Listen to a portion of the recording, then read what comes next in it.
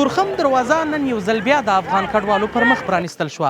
زه همدا مهال په تورخم کې فرضي کرښې ته په 100 مترۍ کې قرار لرم. دلته چې ما له ځایي مسؤلینو سره خبرې وکړې، دوی ویلي تر دې دمه شاوخوا 200 افغان کډوال په انفرادي توګه هیواد ته راستنه شوي. دوی همدا زیاته کړه تر دې دمه د افغان کډوالو بار لارې هیواد ته نه دي راستنې شوي.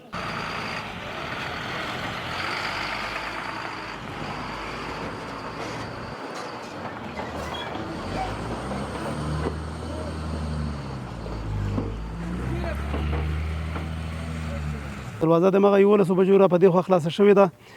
فلحال تقریبا د 1.5 په شاوخوا کې ډیپورټ کسان چې کوم هغوی راواوتېدل او مری کمپ ته انتقال شو. د کډو لارۍ چې کومې دي یا هغه کډې چې هغوی هلته په پاکستان کې فلحال اوس کورونه بار کړي دي هغه لا نه دي راغلي.